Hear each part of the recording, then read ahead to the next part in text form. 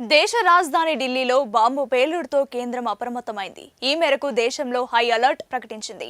ఢిల్లీ సహా ఉత్తరప్రదేశ్, రాజస్థాన్, మహారాష్ట్ర, ఉత్తరాఖండ్, పంజాబ్, హర్యానా, జమ్మూ కాశ్మీర్, బీహార్ సహా పలు రాష్ట్రాల్లో హై అలర్ట్ ప్రకటించింది. ముంబై, కోల్కతా, బెంగళూరు, చెన్నై, హైదరాబాద్, జైపూర్ వంటి ప్రధాన నగరాల్లో భద్రతా దళాలు నిఘాను పెంచాయి. అంతేకాదు దేశంలోని అన్ని విమానాశ్రయాల్లో భద్రతను కట్టుదిట్టం చేశారు.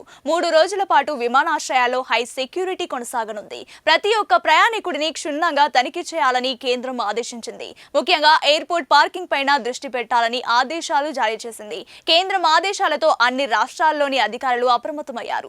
ఎయిర్పోర్ట్స్ మాత్రమే కాకుండా బస్ స్టాండ్స్, ప్రభుత్వ కార్యాలయాలు, రద్దీ ప్రవేశాల్లో భద్రతను కట్టుదిట్టం చేశారు. మరోవైపు దేశ సరిహద్దుల్లోనూ హై అలర్ట్ కొనసాగుతోంది. అలాగే రద్దీగా ఉండే లేదా సున్నితమైన ప్రాంతాల్లో ప్రజలు అప్రమత్తంగా ఉండాలని, భద్రతా తనిఖీల సమయంలో పోలీసులతో పూర్తిగా సహకరించాలని సూచించారు. మరిన్ని అప్డేట్స్ కోసం మన ఛానల్ ని సబ్స్క్రైబ్ చేసుకోండి.